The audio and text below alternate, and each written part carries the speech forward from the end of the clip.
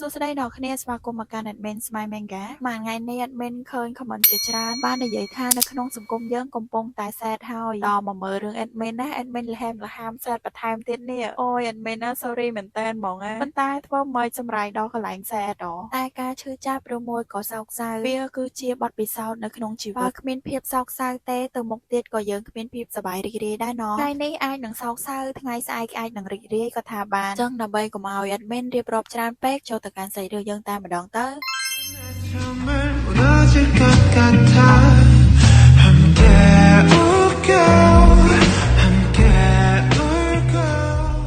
គឹមសាងយុគនៅពេលដែលគេរកគាត់ឃើញរួមទាំងស្គាល់គាត់ទៀតនោះគាត់ក៏បញ្ញាប់រត់គេចចេញពីទីនោះរីឯយងឌូវិញមិនបានស្លន់ស្លោដេញចាប់គាត់ទេគាត់គ្រាន់តែនិយាយថាតើសាងយុគហ្នឹងត្រូវការលុយអស់ហើយអ្នកណាផ្សេងគឺមិនដឹងទេប៉ុន្តែសាងយុគនេះវិញឲ្យតែលើពាក្យថាលុយគឺគាត់អាចធ្វើបានគ្រប់យ៉ាងយងឌូថែមទាំងនិយាយទៀតថាគាត់មកទីនេះមិនមែនមកចាប់សាងយុគទេឲ្យតែសាងយុគហ្នឹងមិនធុញទ្រាន់ព្រោះការប្រើប្រាស់អូមេហ្គាជាប្រយោជន៍ទេសាងយុគគឺថាដើរបកក្រោយមកវិញតែម្ដងគាត់មិនចង់ស្ដាប់ហេតុផលច្រើនទេតែឲ្យយងឌូហ្នឹងនិយាយរឿងលុយមកតើគាត់ត្រូវធ្វើម៉េចបានគាត់បានលុយយងឌូគឺថាអស់សំណោចមកតែម្ដងហើយយងឌូបានបន្តនិយាយទៀតថាសាងយុគអាចទៅរកលុយពីក្រុមមនុស្សរបស់អ៊ុនវ៉ាបានត្រង់កន្លែងនេះយងឌូចង់និយាយមានន័យថាឲ្យសាងយុគហ្នឹងទៅរកក្រុមហ្នឹងទៅថារវាងក្រុមអ៊ុនវ៉ាជាមួយនឹងក្រុមរបស់គ្រួសារថេជោគឺអត់ត្រូវគ្នាទេក៏មានចំនួនរវាងការងារជាមួយនឹងគ្នាដែរម្យ៉ាងវិញទៀតសាងយុគគឺជំពាក់លុយគ្រួសាររបស់ថេជោហើយទៅគាត់ប្រាប់ឲ្យសាងយុគហ្នឹងទៅរកសត្រូវរបស់គ្រួសារថេជោហ្នឹងទៅតែយ៉ាងណាសាងយុគនៅតែមិនយល់ទេតាប់ទៅដូចជាអត់មានអីពាក់ព័ន្ធគ្នាផងពេលនេះគាត់ត្រូវការតែលុយតារីឯយងឌូវិញគិតថាសាងយុគ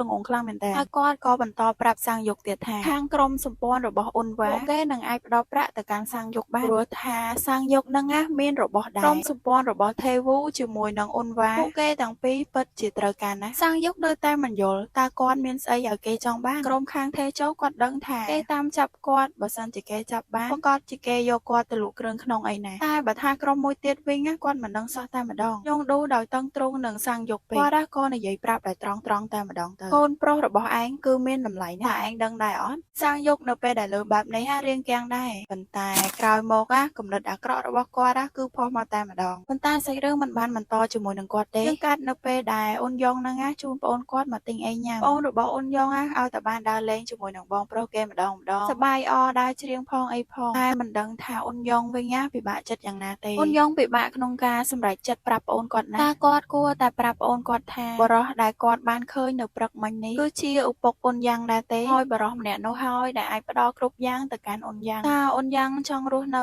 ជាមួយនឹងម៉ាក់របស់គាត់ទេហើយបន្តមកពួកយើងទាំងពីរនឹងមិនអាចជួបគ្នាទៀតអ៊ុនយ៉ាងនឹងអាចដើរលេងឬមួយក៏ទៅពេចទៅជាមួយនឹងគ្នាម្ដងម្កាលនៅពេលណាមួយដូច្នេះហើយពេលនោះអ៊ុនយ៉ងក៏ដាច់ចិត្តសួរទៅកាន់ប្អូនប្រុសអំពីរឿងការពីព្រឹកមិញនេះតើអ៊ុនយ៉ងទោះបីជាចង់និយាយតែគាត់ពិតជានិយាយមិនចេញទេនៅពេលដែលគាត់ចង់និយាយវាធ្វើឲ្យគាត់ឈឺក្បាលគាត់មានអារម្មណ៍ថាភ័យខ្លាចក្នុងការបាត់បង់ប្អូនរបស់គាត់ដូច្នេះហើយអ៊ុនយ៉ងក៏សម្រេចចិត្តថាមិននិយាយវិញបន្ទាប់មកក៏បន្តដឹកដៃប្អូនរបស់គាត់ហើយក៏សួរប្អូនរបស់គាត់ថាចង់ញ៉ាំវីតាមីនអត់អ៊ុនយ៉ាងលើតែបែបនេះក៏សប្បាយចិត្តទៀតហើយបន្តមកទៀតអ៊ុនយ៉ងក៏ទិញស្ករគ្រាប់ដែលមានវីតាមីនហ្នឹងផ្ដល់ឲ្យប្អូនប្រុសគាត់ហើយក៏ប្រាប់ប្អូនប្រុសគាត់កុំឲ្យញ៉ាំច្រើនពេកមួយថ្ងៃញ៉ាំ2-3គ្រាប់បានហើយដឹងអត់យ៉ាងវិញឆ្លើយទាំងសប្បាយចិត្តតែម្ដងតែបើយើងក៏លេចទៅក្នុងដៃរបស់អ៊ុនយ៉ងវិញក៏មានប្រអប់ថ្នាំមួយប្រអប់ផងដែរហើយអ្នកគ្នាប្រហែលជាដឹងហើយថ្នាំនេះគឺជាថ្នាំបង្ការនឹងឯងអ៊ុនយ៉ាងគិតថាញ៉ាំមួយថ្ងៃ3គ្រាប់ពេលព្រឹក1គ្រាប់ពេលថ្ងៃ1គ្រាប់និងពេលយប់1គ្រាប់តែសម្រាប់ពេលនេះគឺយប់ហើយទាំងហើយក៏សួរបងប្រុសថាគាត់អាចញ៉ាំទាំង3គ្រាប់បានអត់អ៊ុនយ៉ងវិញក៏បញ្ញាបដិសេធប្អូនគាត់ហើយបន្ទាប់ពីនោះសាច់រឿងក៏កាត់មកពេលយប់វិញម្ដងបងប្អូនគេទាំងពីរហ្នឹង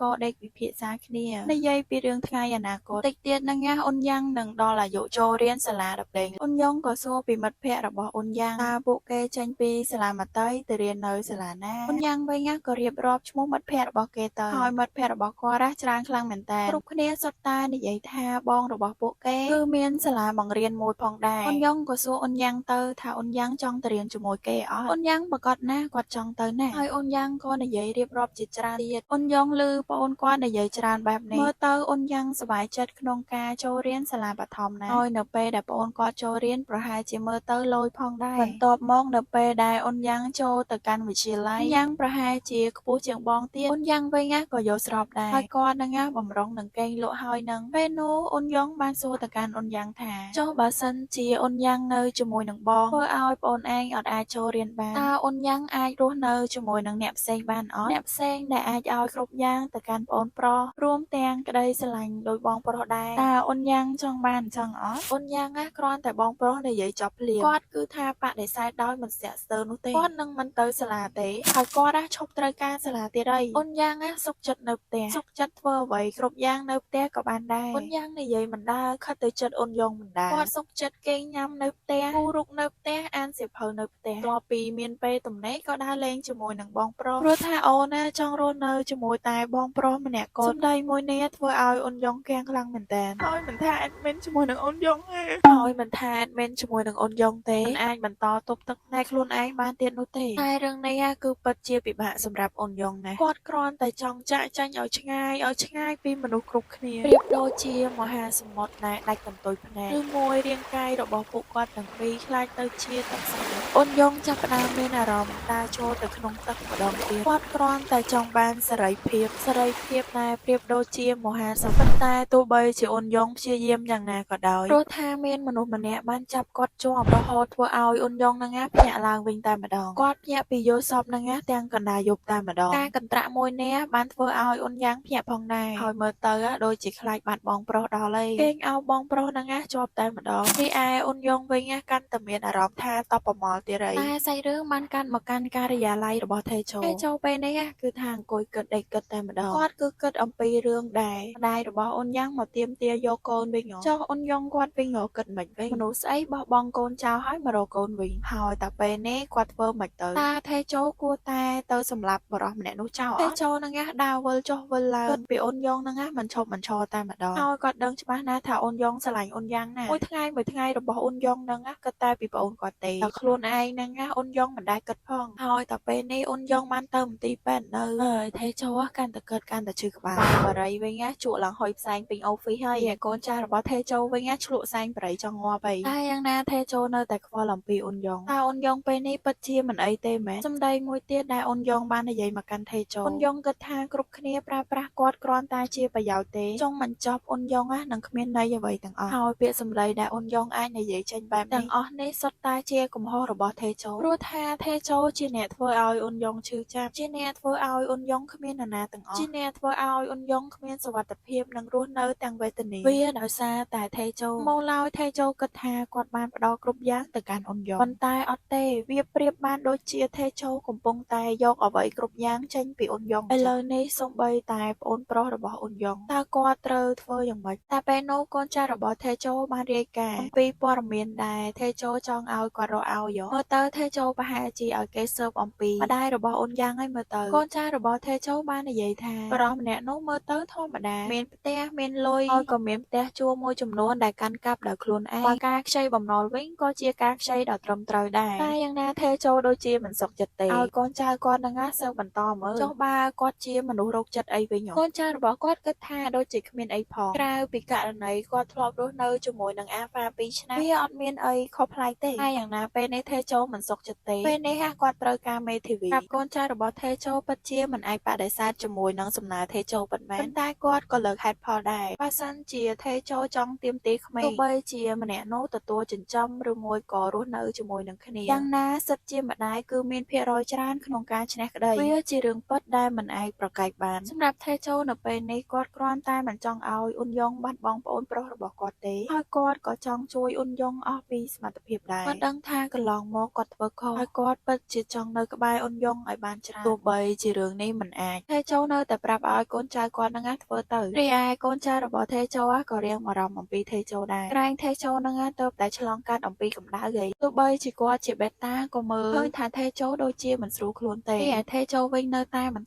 តចាក់ថ្នាំអញ្ចឹងតែយ៉ាងណាថេចូលមិនទៅសម្រាកទេគាត់ឲ្យកូនចៅរបស់គាត់នឹងស៊ើបបន្តទៀតទៅកូនចៅរបស់ថេចូលបាននិយាយថាអត់មានអីត្រូវស៊ើបទៀតផងតែថេចូលមានជំរើស3ទី1ប្តឹងផ្ដាល់ទៅតុលាការតែច្បាស់ណាស់ថេចូលនឹងចាញ់គេទី2នឹងសូមចរចាជាមួយនឹង នឹងគ្នាតែក៏មិនប្រកាសថាគេព្រមអត់ដែរព្រោះគេក៏មើលទៅតាមស្ថានភាពរបស់អ៊ុនយ៉ងដែរបើអ៊ុនយ៉ងអត់មានសមត្ថភាពចិញ្ចឹមក្មេងម្ដាយរបស់ក្មេងត្រូវតែមានសិទ្ធិជាងនឹងឯងថេជោនៅពេលដែលឮសំណើទី2ដូចជារៀងចាប់អារម្មណ៍កូនចៅរបស់ថេជោក៏បន្តនិយាយទៀតថាបើសិនជាអ៊ុនយ៉ងអាចរើផ្ទះមានការងារល្អហើយម្យ៉ាងវិញទៀតបើសិនជាគាត់អត់មានជាពាក់លុយអាចថាអ៊ុនយ៉ងមានភាគរយខ្ពស់ក្នុងការចិញ្ចឹមប្អូនគាត់បន្តទៀតថេជោនៅពេលដែលឮមធ្យោបាយបែបនេះផ្ទះនិងការងារគាត់អាចផ្ដល់ឲ្យអ៊ុនយ៉ងបានតែបំណុលវារៀងពិបាកតិចហើយបើសិនជាថេជោផ្ដាច់បំណុលជាមួយនឹងអ៊ុនយ៉ងនោះក៏មានន័យថាអ៊ុនយ៉ងនិងថេជោក៏ត្រូវផ្ដាច់ទំនាក់ទំនងគ្នាដែរដូច្នេះថេជោពិតជាមិនអាចធ្វើបានទេកូនចៅរបស់គាត់ក៏បន្តនិយាយពីលក្ខខណ្ឌទី3ហើយទី3ហ្នឹង